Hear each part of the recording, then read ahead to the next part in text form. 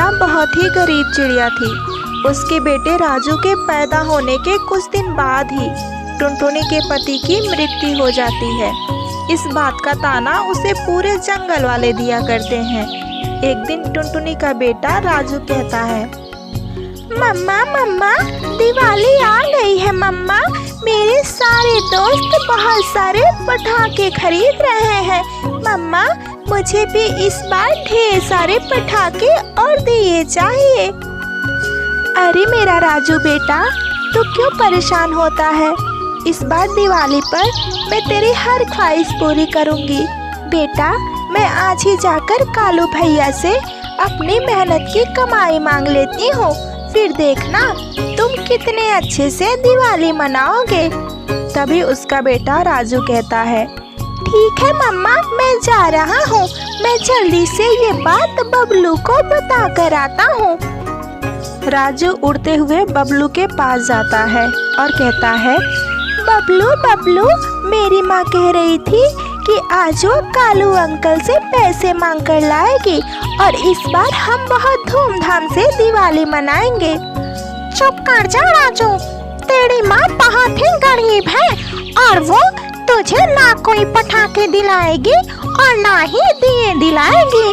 मैं अपने पापा से बोल दूंगा कि वो तेरी माँ को पैसे ना दे, क्योंकि मैं चाहता हूँ कि इस बार तू दिवाली ना मनाए और अपने घर के अंदर ही रहे। अरे बबलू, तुम ऐसा क्यों कह रहे हो? मेरी माँ बहुत मेहनत करती है और देखना उसे कालू अंकल पैसे भी जरूर देंगे। तुम्हारा कहा हुआ कालू अंकल नहीं मानेंगे। अरे तो तू ये मुझसे शर्त लगा रहा है? देखना मैं अपने पापा को मना करके ही रहूँगा कि वो तेरी माँ को ना पैसे दे, और अगर वो मेरी बात ना सुने तो मैं मम्मा से कह के मना करवा दूंगा। ऐसे कहकर बबलू उड़ते हुए अपने घर चला जाता है और इधर राजू भी उदास मन लेकर अपने घर चला जाता है। मम्मा मम्मा, मुझे रास्ते में राजू मिला था और वो कह रहा था कि तेरे पापा की वहाँ मेरी माँ काम करती है और तेरे पापा मेरी माँ को बहुत सारे पैसे देंगे और मैं बहुत अच्छे से दिवाली मनाऊंगा। मम्मा, मैं नहीं चाहता हूँ कि राजू दिवाली मनाए, मैं चाहता हूँ कि वो अपने घर में ही रहे। अरे बेटा, बस इतनी सी बात, मैं तेरे पापा से बोल दूंगी कि वो टुनटुनी को पगार ना दे, फिर देखना ना तो राजू दिवाली मनाएगा और ना ही घर से बाहर निकलेगा। और इस बार तो सबसे महंगे महंगे पटाखे जलाना और अपना घर भी दियों से सजाना। तभी वहाँ पर कालू कौवा आ जाता है तो उसकी पत्नी गौरी कौवी कहती है, अरे कालू जी, आप जंगल में जो लकड़ियों का काम करवाते हैं, क्या वहाँ पर टुनटुनी भी मजदूरी का काम करती हैं? अरे हाँ हाँ मेरी प्यारी पत्नी, क्या हुआ? अरे इतना क्यों चिल्ला रही हो? अरे कालू जी, मैं चाहती हूँ कि इस बार आप टुनटुनी को एक भी रुपया ना दे। दिवाली आ गई है कालू जी, और मेरा बेटा बबलू चाहता है कि उसके घर पे ना पैसे हो और ना वो दिए जलाए। बस मुझे कालू जी आपसे यही कहना था कि आप टुनटुनी को इस बार एक भी रुपया नहीं देंगे।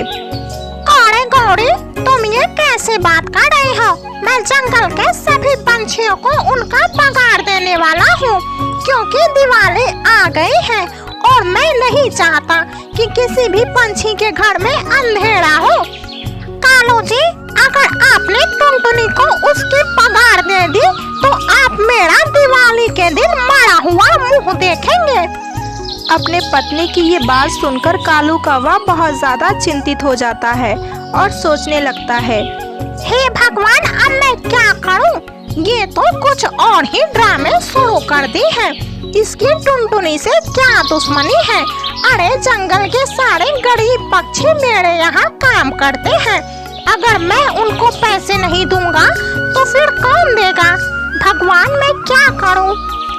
ये सोचते हुए कालू कौवा जंगल निकल जाता है और वहाँ जाकर देखता है कि जंगल के सारे पंछी इकट्ठे हो गए थे, क्योंकि दिवाली आ गई थी और उन्हें पैसों की बहुत ज्यादा जरूरत थी। कालू कौवा कहता है, अरे अरे मेरे प्यारे दोस्तों, आप लोग बिल्कुल परेशान मत हो, आज मैं आप सभी के पैसे जरूर दूंगा। ऐसे कहकर कालू कौवा जंगल के सभी पंछियों को उनके मजदूरी का पैसा दे देता है। जब टुनटुनी चिड़िया को पैसे देने की बारी आती है तो कालू कौवा सोचने लगता है, हे भगवान, मैं टुनटुनी को कैसे पैसे दूं?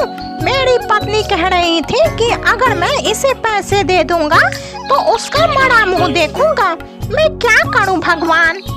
तभी कालू कौवे के दिमाग में एक आइडिया आता है और वो पैसे देते हुए टुनटुनी चिड़िया से कहता है, अरे टुनटुनी बहन, मैं क्या बताऊं, मेरी पत्नी ने शर्त रखा है कि मैं तुझे इस दिवाली पर एक भी रुपया ना दूं, लेकिन मैं ऐसा बिल्कुल नहीं करूंगा। तुम ये पैसे ले जाओ, लेकिन टुनटुनी एक बात का तुम ध्यान रखना, तुम मेरे पत्नी को बिल्कुल इस बात का भनक भी नहीं लगने दोगी कि मैंने तुम्हें तुम्हारे पगार दे दिए हैं। ठीक है कालू भैया, आप जैसा कहे। ऐसे कहकर टुनटुनी चिड़िया पैसे लेकर अपने घर चली जाती है और अपने बेटे राजू से कहती है, अरे राजू बेटा, ये देखो सेठ जी ने मुझे पैसे दे दिए, अब तुम बिल्कुल परेशान मत हो।